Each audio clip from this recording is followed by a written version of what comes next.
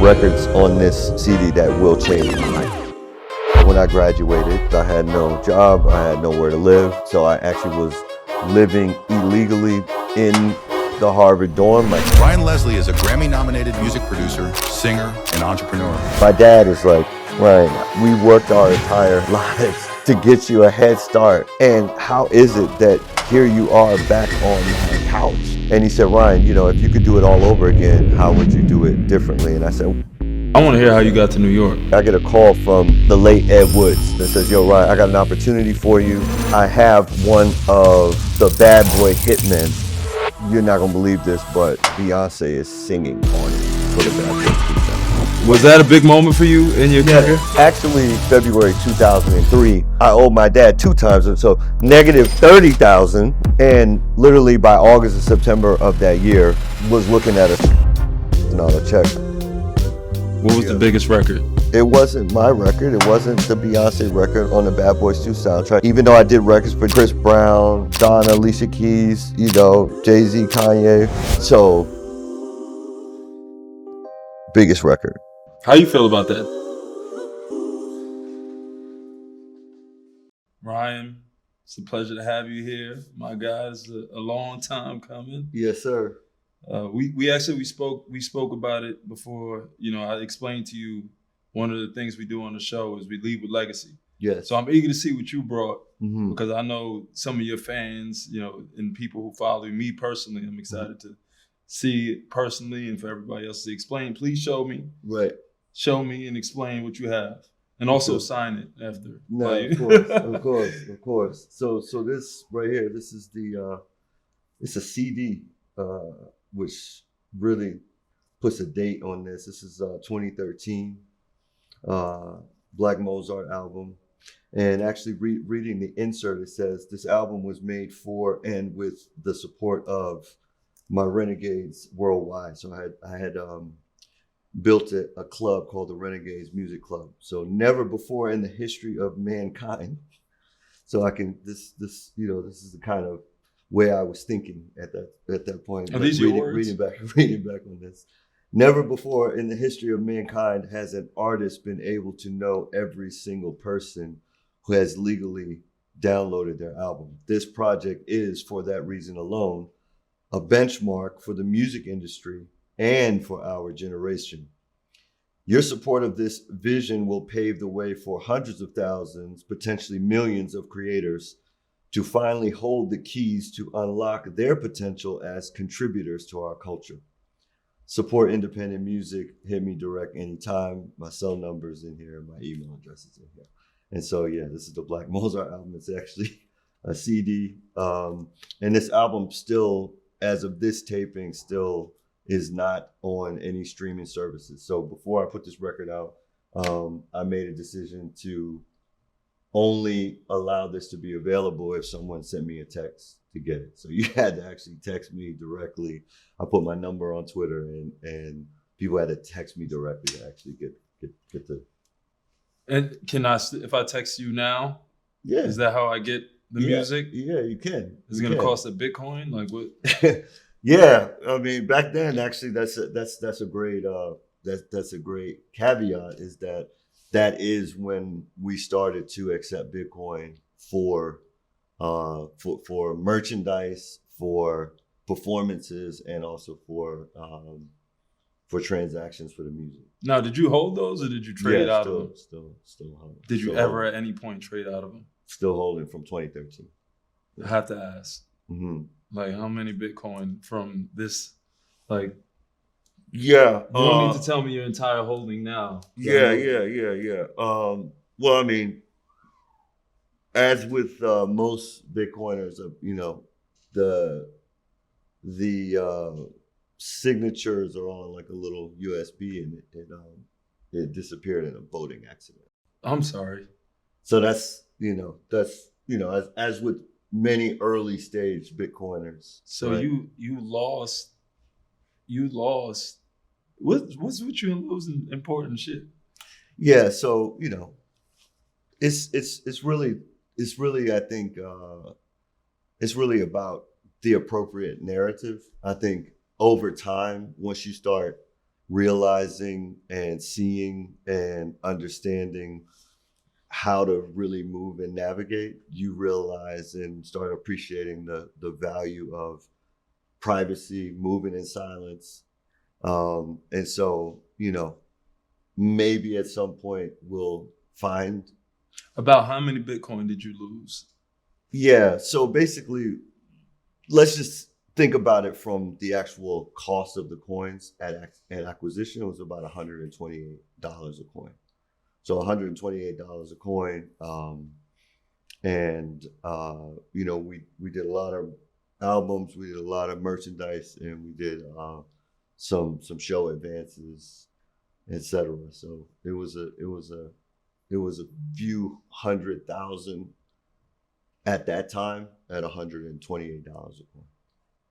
It was a few $100,000 US, or Yeah, US dollars at that time. At $128 a coin. Yeah. But as they say, in Bitcoin circles, that sound like about $200 million today in Bitcoin that you lost in the ocean. it's gone. Gone. Yeah. How you feel about that? Because I know you lost your laptop. That's something we talked about. Yes. At length. Yes. Like, how do those moments kind of shape your narrative and make you feel personally? Do you kick yourself or? Nah. So I think whatever happens in life sort of frames your perspective, and it frames perspective and purpose. And so currently, I have a strong belief, right? And actually, the disappearance of the laptop was the reason why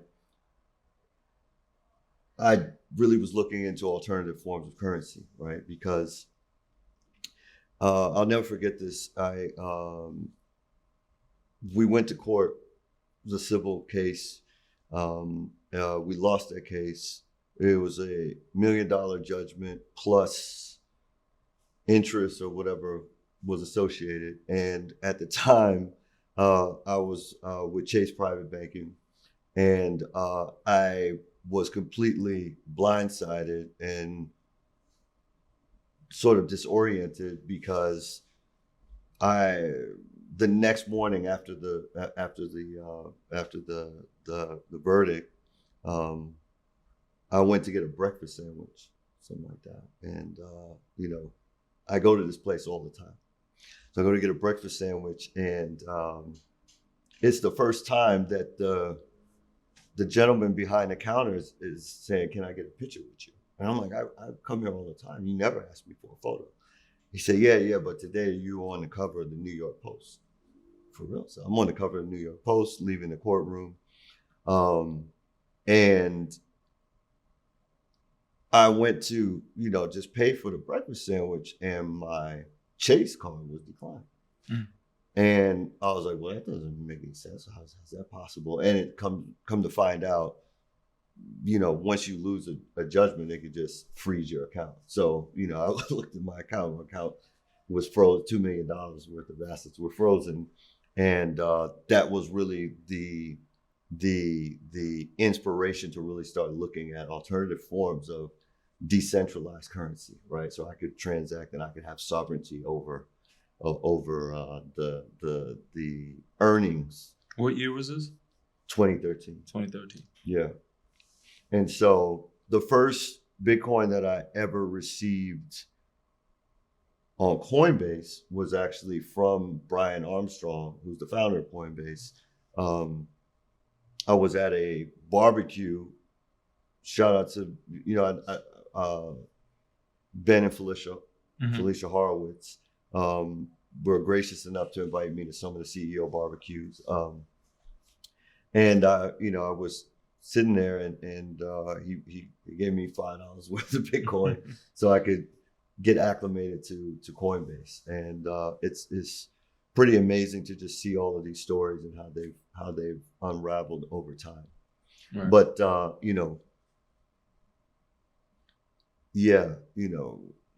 being that early and just holding, and crypto winters, crypto apexes. It's interesting the timing now because we just crossed sort of all-time highs on Bitcoin. Now, is majority of your financial holding in decentralized? Like, is it all cryptocurrency based, or is it Public equities Okay. as well? So, I think that once I really got in the weeds of understanding how commerce, service, products, services all work together, it was super important for me to lean into mentorship, really.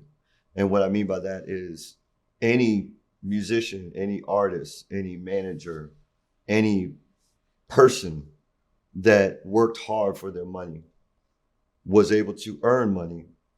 I wanted to make sure that I could be a counterpart, a coach, if you will, on how they could take the money that they worked so hard to earn and turn it around and make that money earn for them in a way that was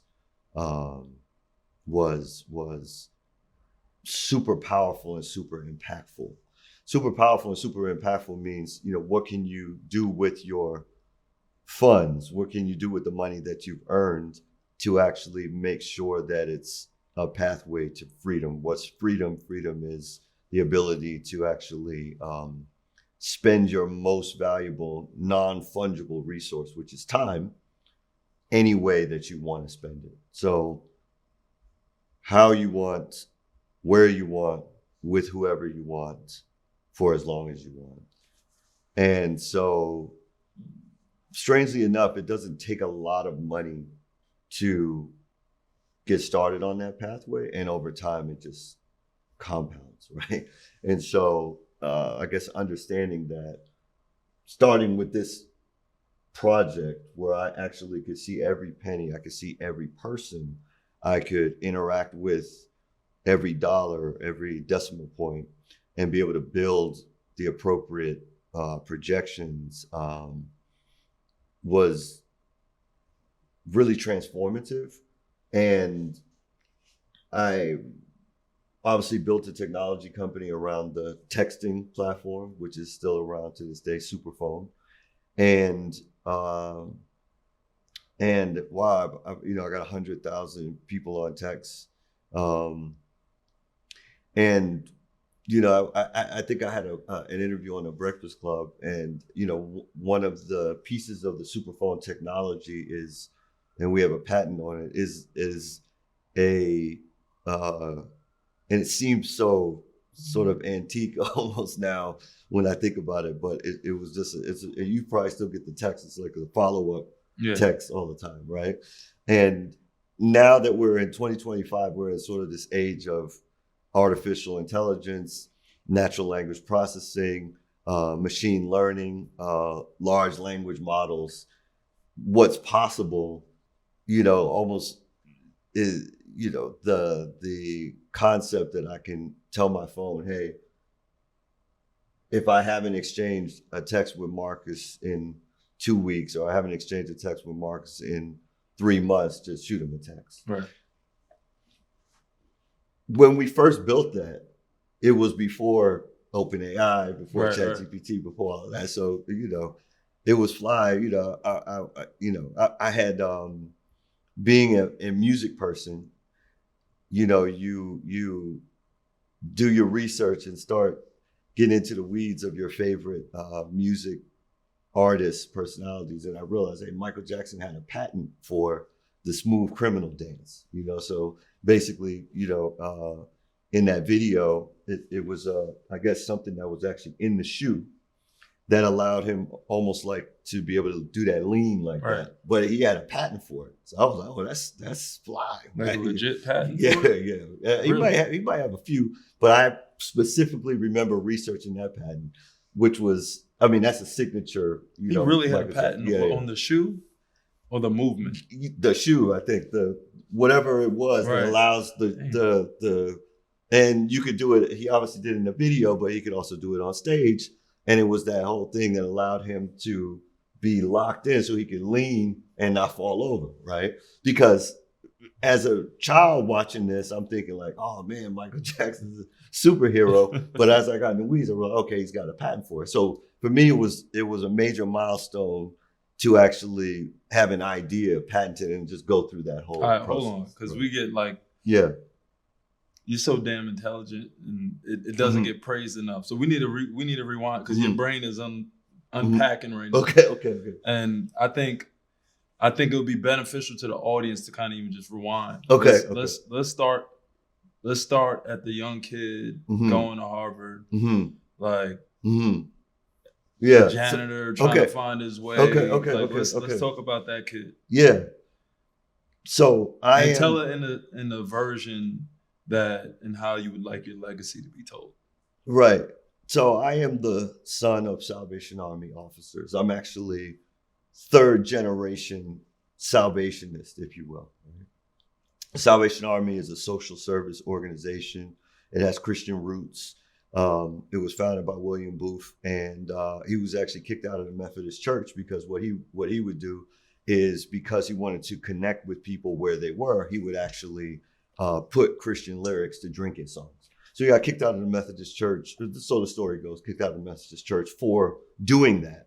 But I think in that story, in and of itself, I see how I was raised. My grandfather from Suriname, my grandmother on my mother's side from China, met on missionary service. My grandparents on my father's side in the Caribbean islands, all working for this organization, the Salvation Army. My father and mother loved music, absolutely loved music. And my father decided that the best way for him to actually have an excuse to spend a lot of time with my mom was to start a band and then say, hey, you know what?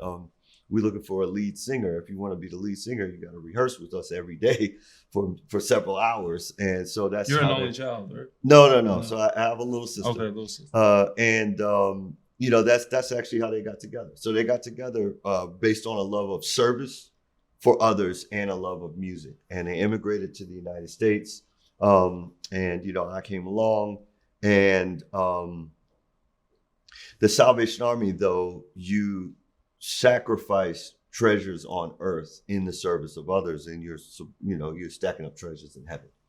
And my father understood, once he immigrated to the United States, that the pathway to the achievement of the American dream. Would you consider your Bitcoin in the ocean something? Continue. Right. So my father, he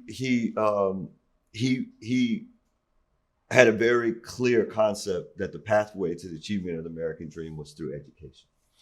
And so no matter how little we may have had financially growing up, he always made sure that he would leverage his goodwill in the community to put myself and my sister in the best schools, private schools, wherever it was. We moved a lot because the Salvation Army is organized like the military. And so by the time I was a junior in high school, I had already attended 4 different high schools. So 2 in Richmond, Virginia, 1 in Daly City, California, and another one in Stockton, California, Bear Creek High School. And we were going to move again to Sacramento. And my guidance counselors had sent ahead my transcripts. And I'm a September baby, so you born in September, you can start early or later. Yep. My parents decided to start me early. So there I was, a junior in high school, Bear Creek High School, public high school, Stockton, California. They had sent my transcripts ahead, and the school where I was, supposed to attend, they said, hey, we don't have classes at that level. So he'll have to finish his high school at the community college. And so my father, was very excited by this. And he says, if you're going to community college, let's just apply to regular college. What is it that you want to do? And at that time, I was very, very, bent on impressing and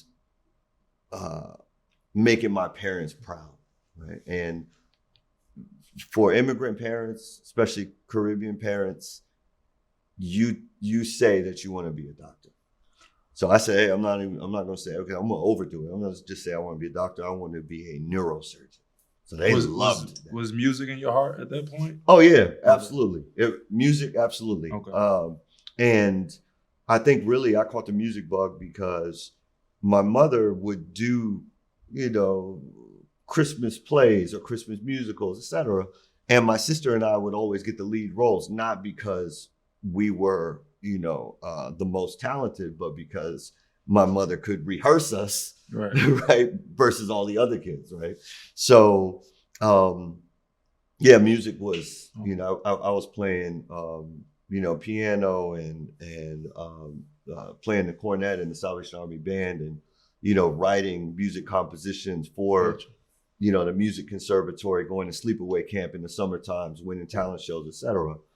When it came to academia, though, I told everybody I wanted to be a neurosurgeon. And there were two great reasons for that. One is because it made my parents proud, but number two is because, there was a speaking competition. And so you could earn money for college based on the speech that you gave. And so I was sprinkling, hey, I'm a young brother of color and I want to be a neurosurgeon. So in keeping with that pathway, that intent, the applications were submitted to UC Riverside, 7-year medical program, UC Irvine, UC Davis, UC Berkeley, all, University of California schools. And wow, acceptance at all of them. As a junior, from Stockton, California, and as a long shot, we had actually submitted applications to Harvard, Stanford, Yale. We got into Stanford early, and back then, your admissions results, you already knew based on the size of the envelope. Big envelope, you getting in, small envelope. So Yale, we got the small envelope. They said, hey, look, you're a little young for us. You should maybe take a year off and, explore the world, grow up a little bit, be a little bit more mature before you come on campus, and maybe circle back, next year. And I'll never forget, I was in a math class, I think, and over the loudspeaker, hey, Ryan, can you send Ryan to the principal's office? I never get in trouble. So, it's high school, everybody, I get up, I go to the principal's office, and now I'm really, starting to get a little nervous. The guidance counselor's there, my parents are there, the principal's there, but my father, he was so excited, he couldn't even wait. He had already opened the big envelope from Harvard, and they had come to the school to actually, they were so excited, so proud, right? I went to Harvard out of my junior year at Bear Creek. And that's 16 years old? Yeah. And wanted to follow through on my promise to be a neurosurgeon. So I was pre-med that first year.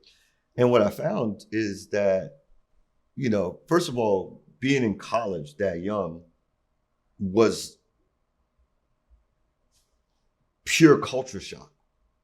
Like going from a sort of sheltered, ministry, to just having full facility, latitude, and control of my time.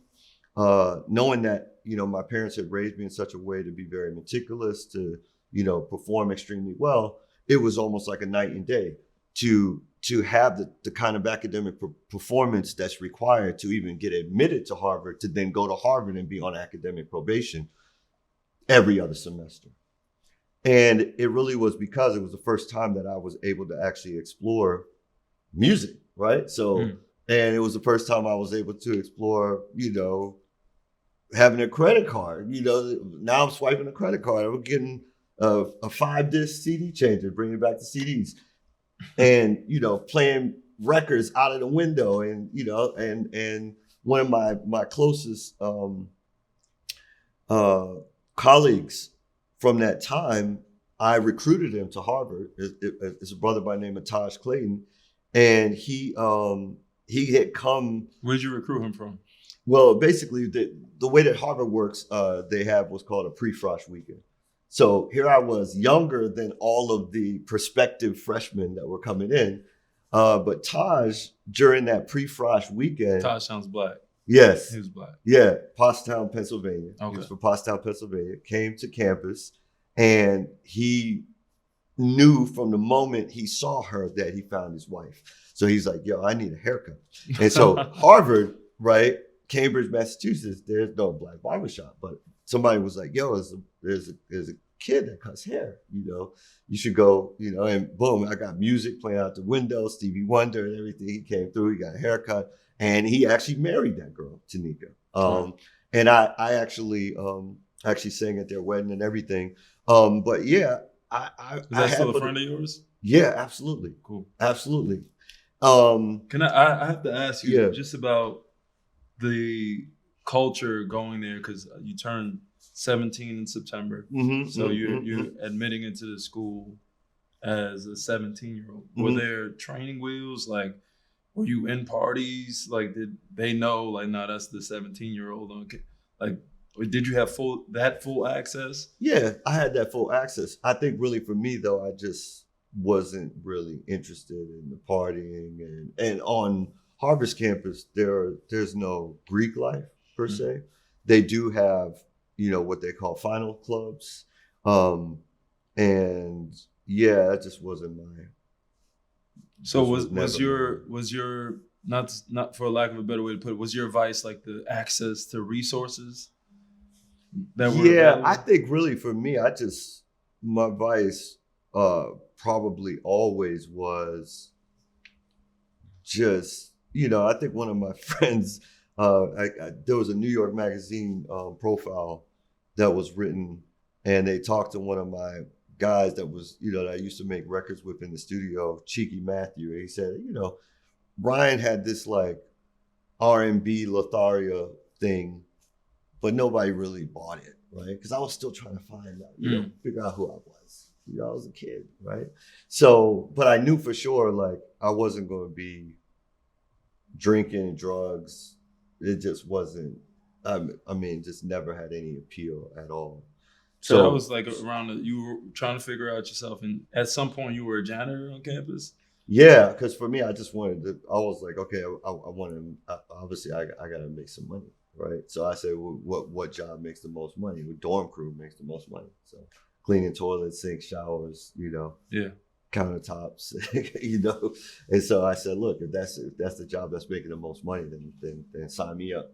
And also I had an entrepreneurial bent because I was basically the only black barber on campus. So basically I set up you're not supposed to run a business on campus. So I set up a barbershop in my dorm room, Shady Eight's barbershop. Shady, because you're not supposed to be running a business. 8, because I charged $8 for a haircut back then, And the dope thing about it was, my dorm room was kind of set up like a barbershop. So folks is waiting for the next guy to get their cut, And so while they're waiting, I'm playing my records and, asking people, hey, what you think about the song? Obviously, they want a great cut. So they're going to tell me, oh, this is fly. Yo, this is dope, So, yeah, I had a great time on the campus. So how would you say you left explain the legacy you left on Harvard? Like, what would your peers say about you? Like, yo, Brian, during his, let's talk about it from a perspective of your documentary or your film. Like, how would that scene play out? Yeah, I think, you can already see it. You have a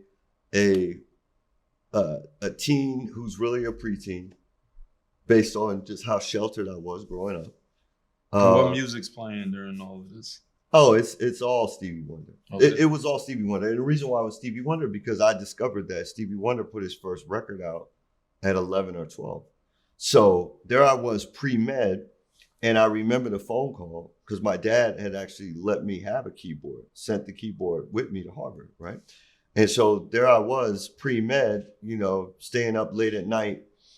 And I realized the way these other students feel about these chemistry problem sets and saw in biology and, the the sciences, that's how I feel about music. So I'll never forget the phone call I had. I had the call with my dad. I said, hey, look, I realized I checked out a book from Widener Library. I realized that, hey, Stevie Wonder put out his first record when he was 11 or 12. Yeah, I'm kind of early being at Harvard this young, but if I'm going to do this, I need to really focus on this. So I literally was like, I'm not going to be pre-med anymore.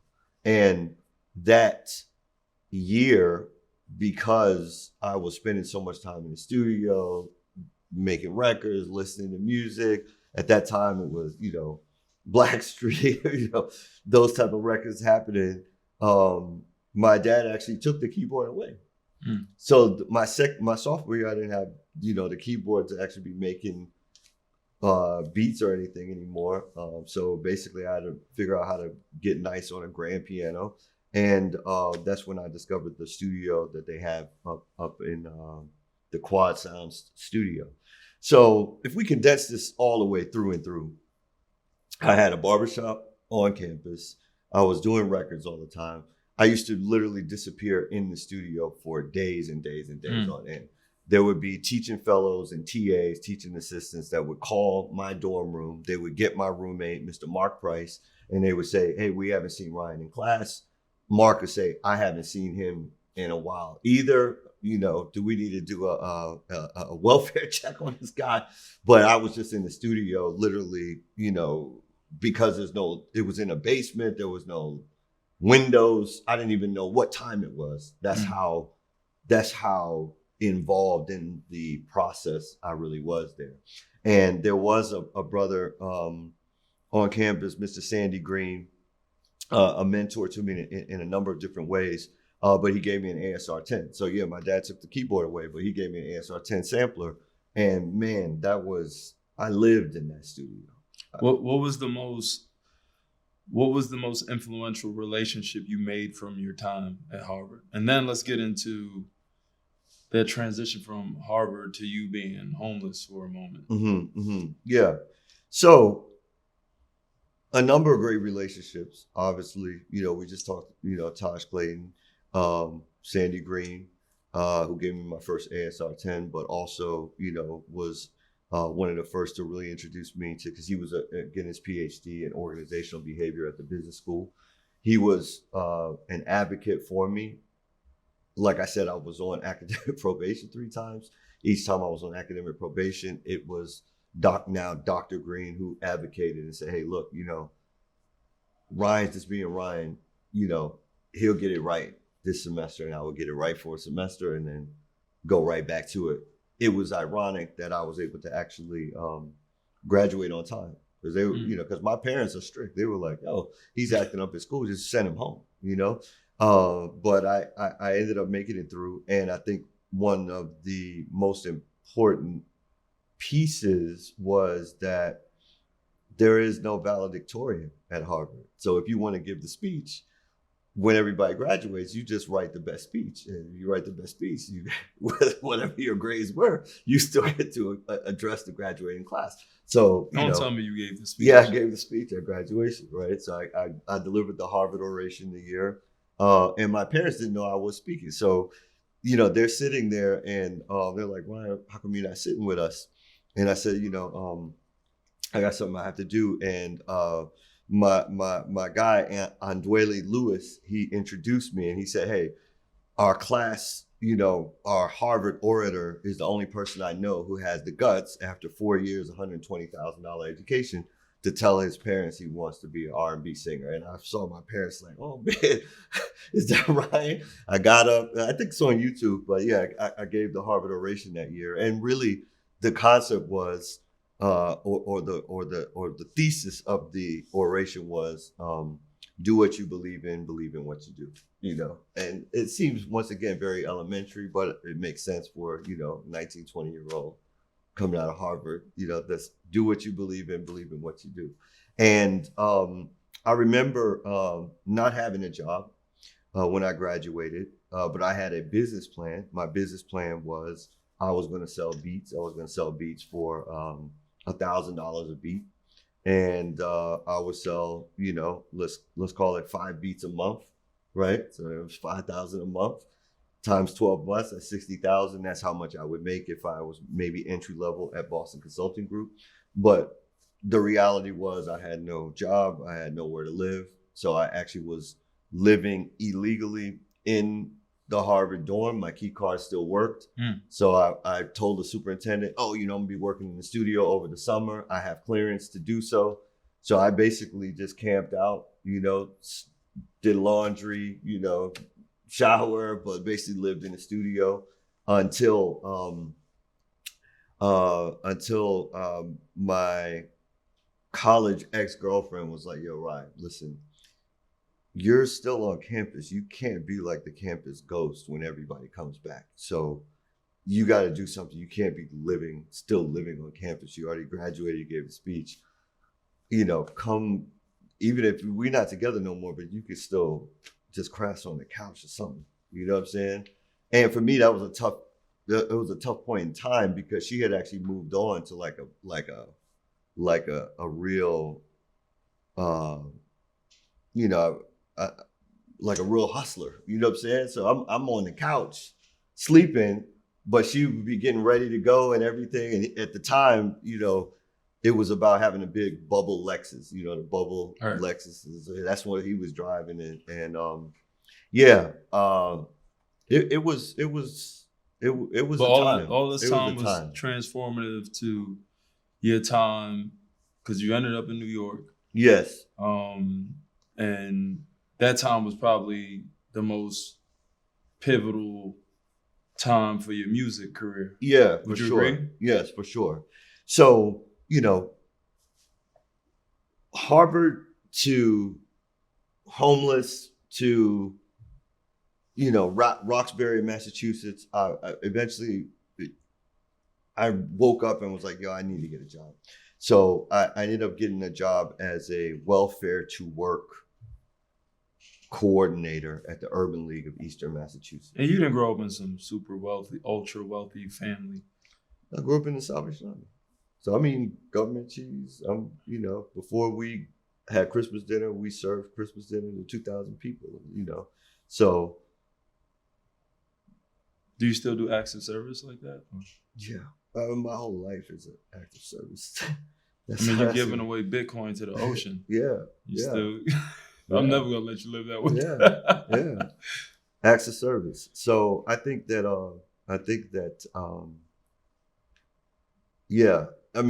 there's so much to unpack.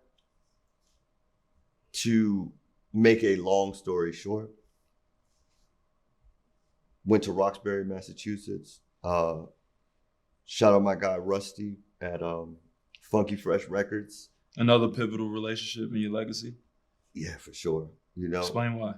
There used to be a chicken spot right next door to Funky Fresh Records. Myself and my guy Corey Lateef Williams, he went to Berklee College of Music.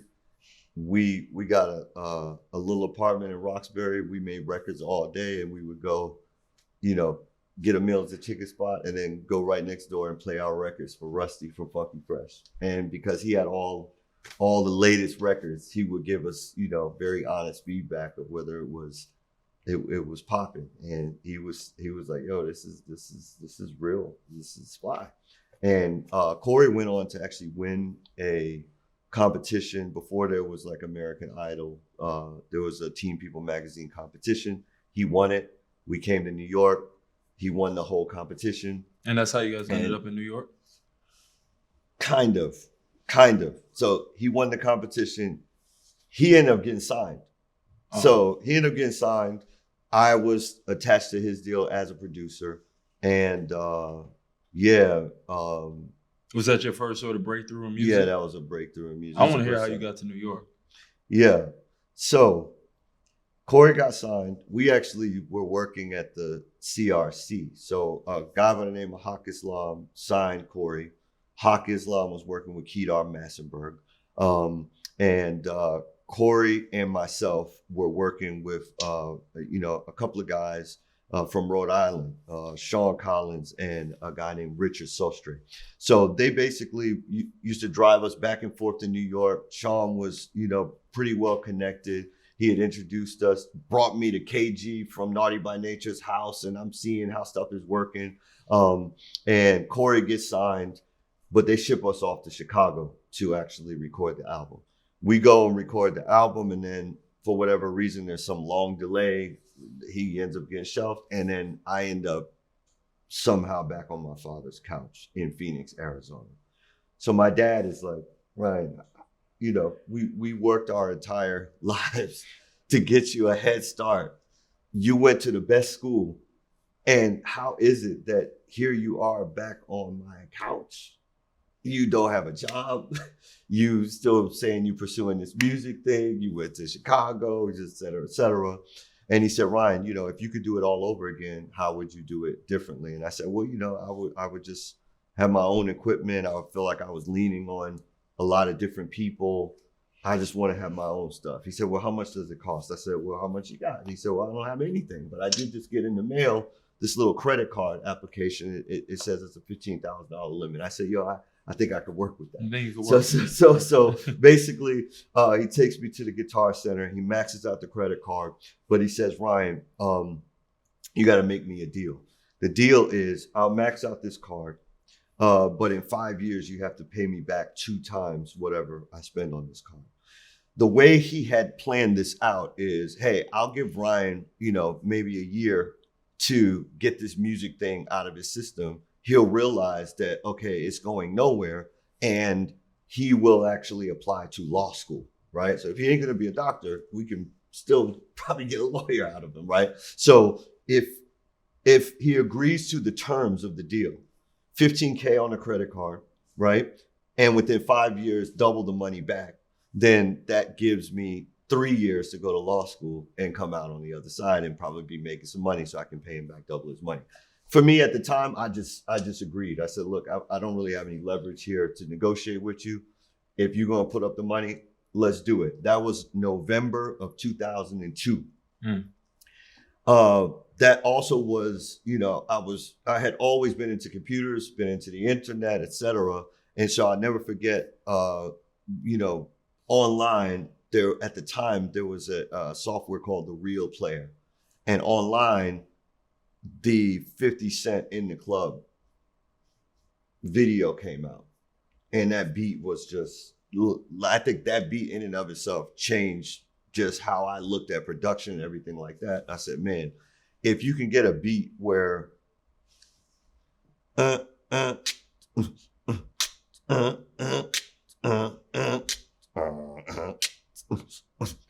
crazy. Okay, so if you get a beat where you can actually sing the beat and people are like, oh, I know that beat, then you have something special, super special. So, and just how sparse it was and how, you know, was like, so I got in the lab and I said, look, I'm going to make some records that, you know, 5 or 6 records that if somebody hears these records, I know it would change my life. So that's what I got to work doing. So like I said, I was on my dad's couch, November 2002. February 2003, I get a call from the late Ed Woods.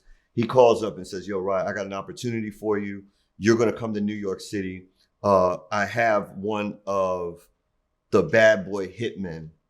He did, it's a brother by the name of Richard Younglord Frierson, and he did It's So Hard for Big Pun, you know, a couple other records that were popping at the time. He's one of the bad boys. So how'd you get connected with, how'd you get that phone call? Well, Ed had helped to get the deal for Corey. So when Corey Lateef got signed to Motown, Ed and Gwen Niles were actually sort of, you know, basically walking us into the meetings, et cetera. Why do you think you were the phone call as opposed to another? I know the talent, but why do you think you were top of mind? Well, I think, you know, and shout out to Ed. He just was like, man, you know, there has to be something more here. But were you keeping in touch? Like, were you, because I think it's important for the audience to also understand, like, follow up, like. Oh, no, I was not. But Ed Woods, master at follow up, relationship building, et cetera. So I think you're making a great point. He actually followed up with me. He gave me a call, said, look, I got an opportunity for you. It's unpaid. It's 30 days. And this is what you're going to do. This guy's a sampler and he's looking for someone who can put original chord progressions, because when you sample, your record could go massive, but you got to pay the original copyright holder. So he needs somebody who can make original loops and whatever. Right. So I say, yo, yeah, let's go. And that CD, going back to the CD, I burned everything to a CD, and I said, look, when I get the opportunity, I got records on this CD that will change my life. I knew it, right? So I'll never forget February 2003. They set me up, got my flight and everything. And I remember being at the airport and gave my mother a hug goodbye. And it was one of those moments where she said, I said, Mom, why you look like that? She said, I just feel like you're not coming home. I said, Mom, it's 30 days, it's unpaid. I'm gonna be right back. And I moved to New York in February 2003, and I never moved back. Never moved back home. Right? So came off the plane. Young Lord is there. He had a big body Benz, picks me up from the airport. He's got a spot in the Bronx. And I'll never forget that first night that I got there, he had a beat up, just some drums or whatever. And he said, what you hear on this? So, I'm playing something that I heard. Literally, he took what we did, again, sort of the recurring theme of CD, burned it to a CD, says, yo, I'll be back. He left. I didn't see him again for the rest of the night. And the next morning he said, yo, I took that thing that you created. At that time, Puff was working on the Bad Boys 2 soundtrack. And you're not going to believe this, but that thing that we created last night, Beyonce is singing on it for the Bad Boys 2 soundtrack. So my mind is blown. What song was that? It was called Keep Giving Your Love to Me on the Bad Boys 2 movie soundtrack, and that was just crazy. So shout out to Young Lord for giving me that opportunity. And, eventually that led to a meeting where, and really, really, really shout out to Young Lord for this, because he could have just sort of hid me in the Bronx, and I could have been his secret weapon. But he was like, yo, do the meeting. And I did the meeting, and I brought that little CD with the records that I had made. And one of the records was a record called Hot Tonight. And Puff heard that record, and I'll never forget, it was around that time when it was making the band. Played the record for him. First, it was just the beat. So the beat is playing, and Puff is like, oh, and so when Puff gets excited, everybody in the room gets excited. So you see the songwriter starts singing little melodies, etc. And I said, well, actually, guys, if you don't mind, I have a top line and a recording. It's not just a beat. I have a whole song to it. You want to hear it? Yeah, sure. We played the song. It was called Hot Tonight. And he said, yo, I got to make a run uptown. Ride with me. So Gwen, who had helped facilitate the meeting, it's me, it's Puff, it's Gwen, it's the driver, and Puff is just playing this record over and over and over, back to back. Like, we're driving up, I don't know where he's living, somewhere Upper East Side, West Side, whatever. We're driving up New York City. You have to imagine, right? A kid, right, who was a janitor at Harvard, okay, grew up with, next to nothing, now sitting in an SUV with, at that time, Puff Daddy, you know what I'm saying, Gwen, and my record is the soundtrack to that moment. We're driving up, this is New York, New York. There's all the lights and everything, but the soundtrack is my record that I made in Phoenix, Arizona, in that little bedroom. This is the big moment in your biography. This is that moment where I said, look, there's going to be a record on there that changes my life. So he's playing a record. Then he turns around, he looks back, and he says, are you ready to work? I say, yeah, I'm ready to work. So we got up, we pulled up just outside of the crib. He walks inside, Gwen walks inside. I'm sitting in the car. I'm thinking, okay, is my life changing right now at this moment? Gwen comes back and says, hey, he wants to manage you as a producer. So the 30-day unpaid internship has now turned into Hot Tonight is the first single on New Edition's comeback album on Bad Boy. And now my manager is, as a producer, is Puff Daddy. And Ed Woods at the time was working for another music titan, Tommy Mottola.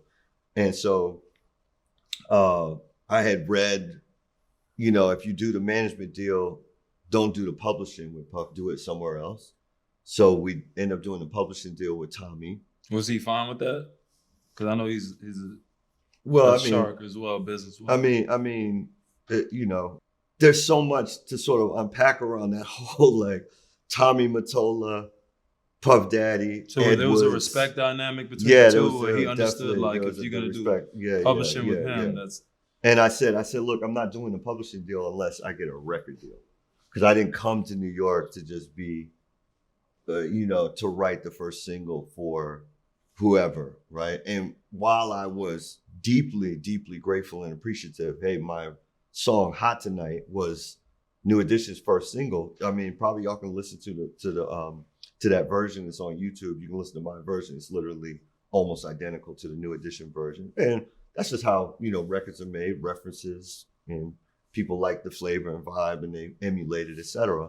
But Tommy was like, that was supposed to be your record, So I said, look, I won't do the publishing deal unless I can have the record deal attached to it, right? Because in publishing deals, there's what's called a minimum delivery commitment. So you have to deliver a certain number of songs to get your next advance.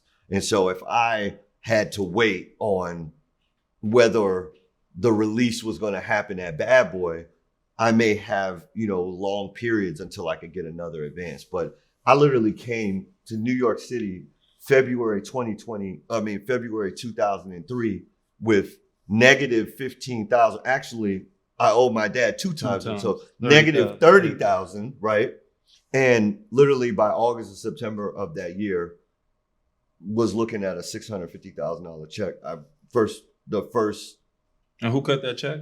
That was so there was publishing plus the actual, producers' advances. So, right? And what year was this?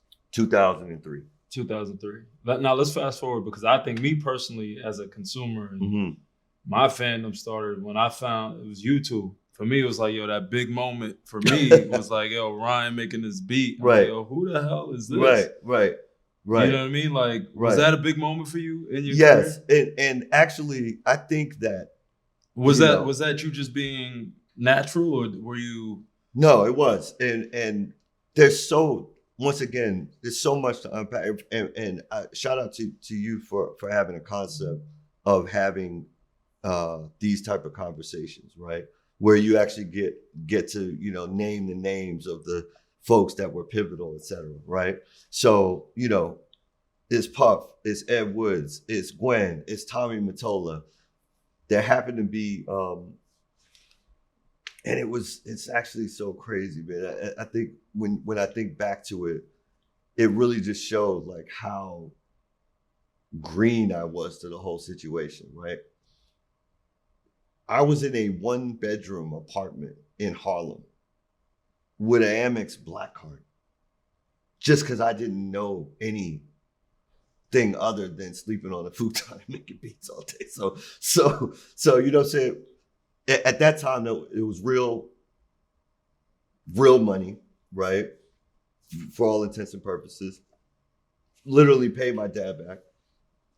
And, was always super accessible. So whether it was MySpace or whatever it was. And so somebody, I think, sent me a Facebook message, MySpace message. It was like, hey, look, I was on the football team at Monroe College. I got injured, and I want to come, work with you. Do you have something I could do?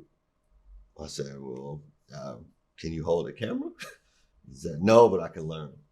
And that was my guy, Evan Rogers. Evan Rogers ran around with me holding the camera for everything, literally everything. Was that pivotal for you having that content? How big was that? Yeah, absolutely.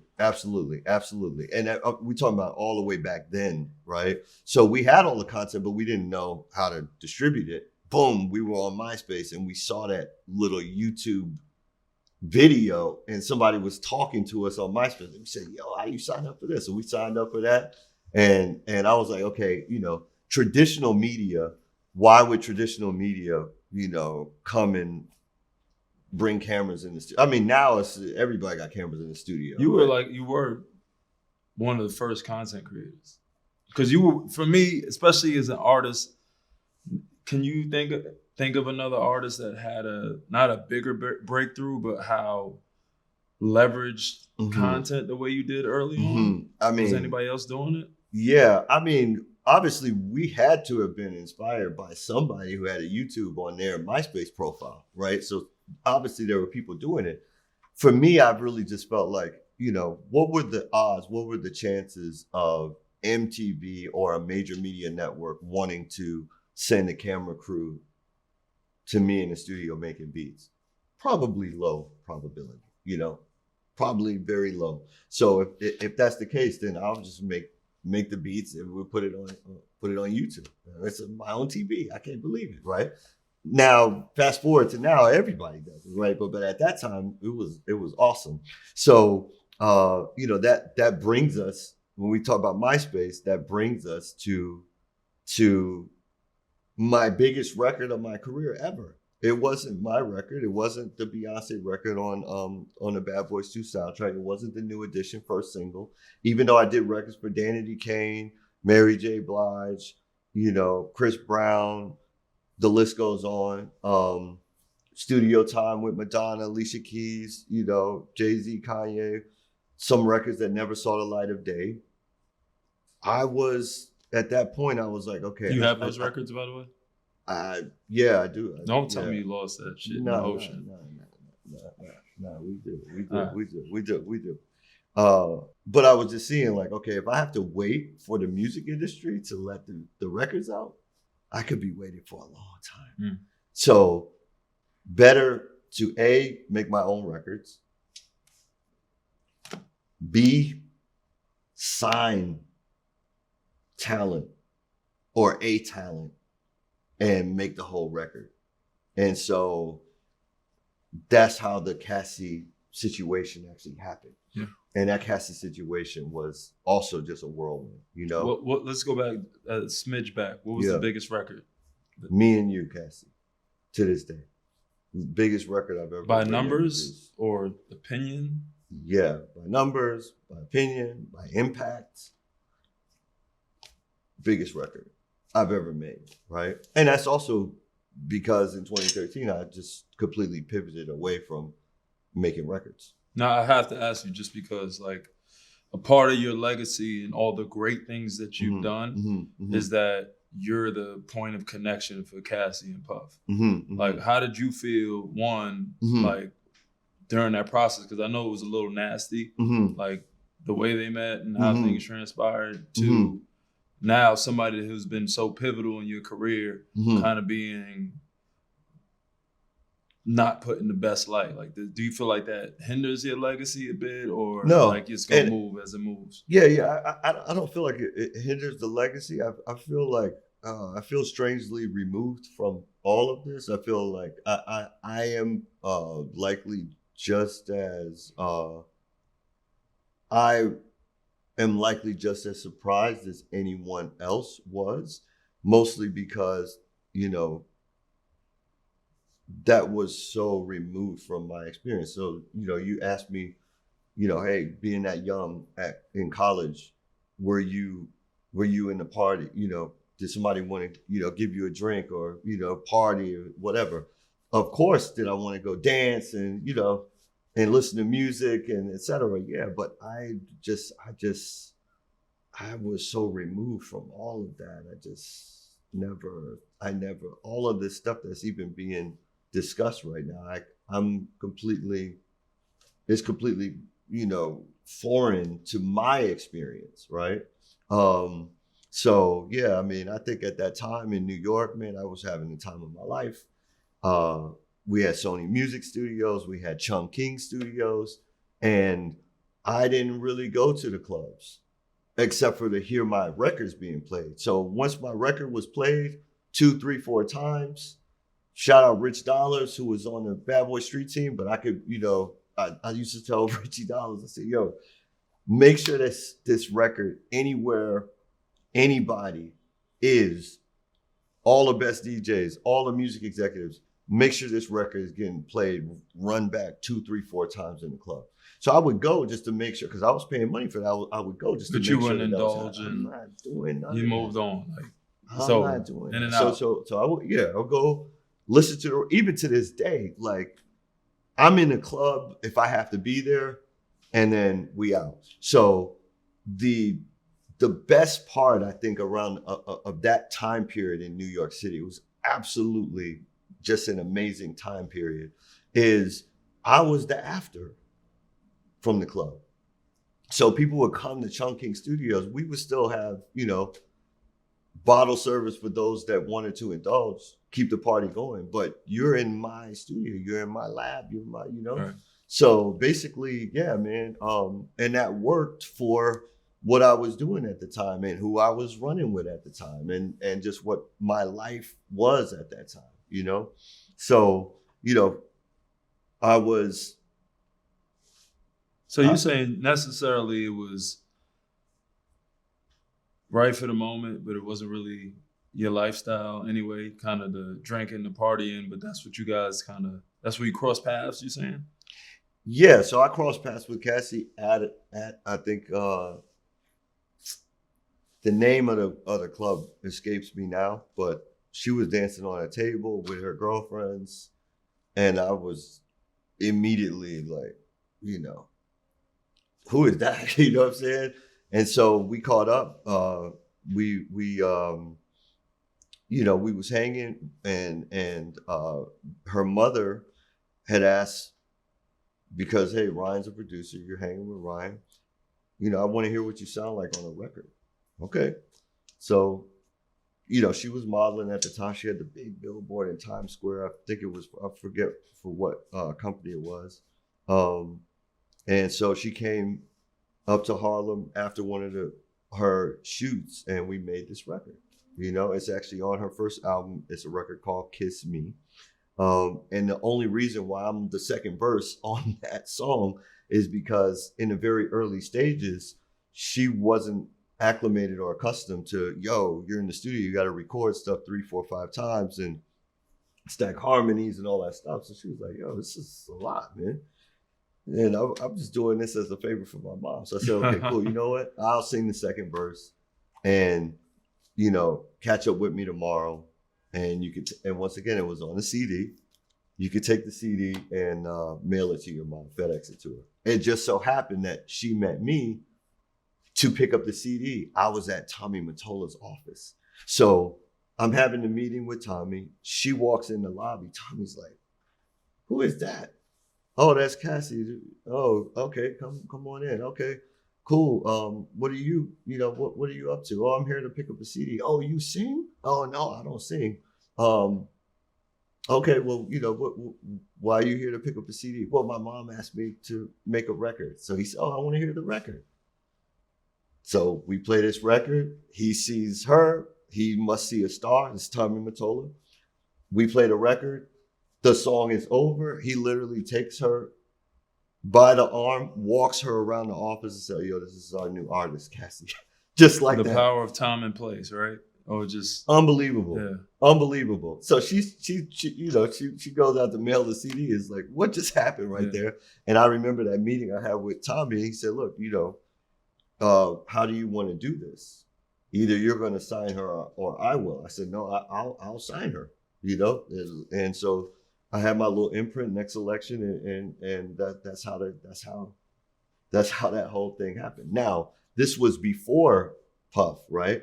And to be real, the song was popping on MySpace. So my guy, Rashid Richmond, he had sort of reverse engineered the Google algorithm that anybody that searched the keyword MySpace, Cassie's MySpace profile was the number 2 Google search result under myspace.com. Then it was myspace.com/SassyCassie123. So she shot up the MySpace music charts.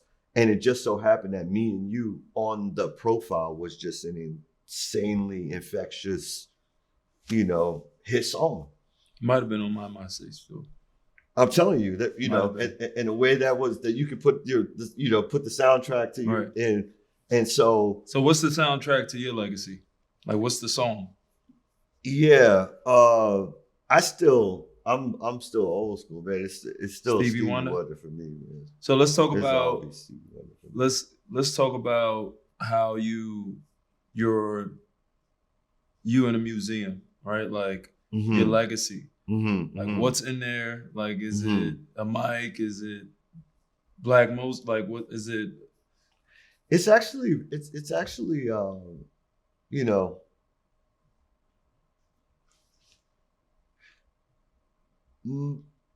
my life is really sort of digital, right? So let's talk about Maybe it. this is an art. Maybe this is an artifact because it's actually tangible. But So let's talk about it as a non-fungible yeah, museum. Let's talk about it. yeah. Well, I mean, obviously, there's Superphone. There's there's the records that I've done. There's obviously a YouTube video or two or three. Um, but yeah, I mean, I think everybody has led or you make your life is what you make it, right?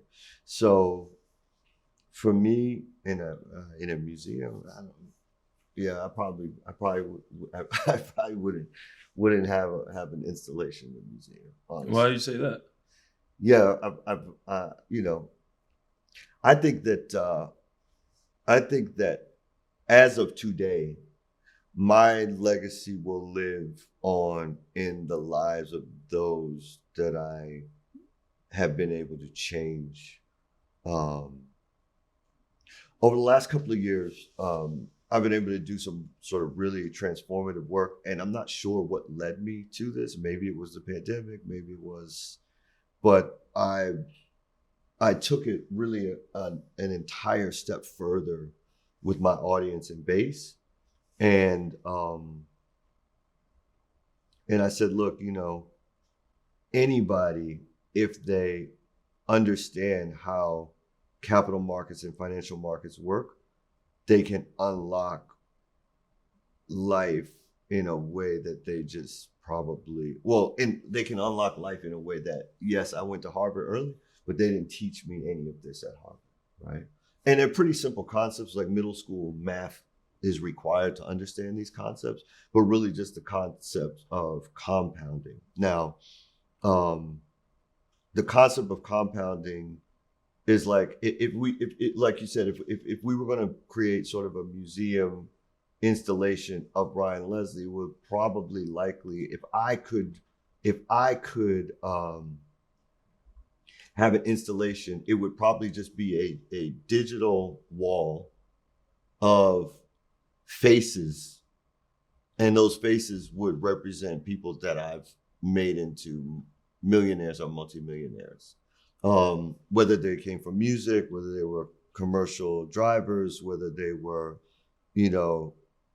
Why is that? Because you're most proud of that accomplishment?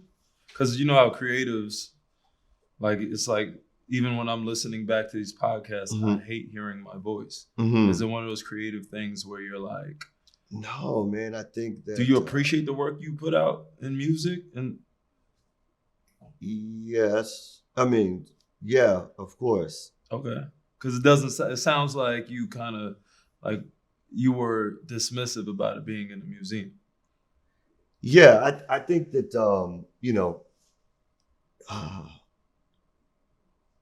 that's a tough one, and the reason why it's a tough one is because music and music history is usually measured by millions of records or millions of streams, millions of listeners, millions of tickets sold, millions of dollars in publishing and royalties, or maybe hundreds of millions or even billions of dollars, right? The music that I made, the music that I was, tied to, connected to, et cetera, I think while culturally significant for the time frame, I think there were so many other musicians there are so many other musicians that have the actual numerical gravitas, records sold, dollars generated, tickets sold, etc. So I think I was able to create what would, I think, be best described as a great lifestyle business for me, you know. But what about your approach on independence? What about your influence in sound? Mm-hmm. Like your time spent with Nipsey? If he was here, he'd point back to you in many ways. And so that's what I'm saying. You would add him, you would add Cassie, you would add Nipsey, it doesn't, okay. You know, these are all people that I feel like I was so let's talk directly about responsible. the pictures on the wall. Yeah. Cassie, Nip. Yeah. I feel like I was directly responsible for their ability to unlock a level of freedom of thought and freedom of expression in their lives, you know. And I think, you know, our lives are short, man. We got 7, 8 decades, maybe, you know, 9, maybe with advances in science and technology, maybe we get 10 decades, 11. But do we really want it? You know, it's like our boy, who's that guy that's trying to reverse his age? You know, it's like, do we really want 12 decades? You know. So like, how would you, in closing, how would you describe? How do you think in your legacy your genius would be described? Do you think it'd be described by? I think genius is like an overreaching so word. You don't feel like one in any way? No, I feel like I feel like, you know, anybody could get a patent, you know. I feel like, you know, you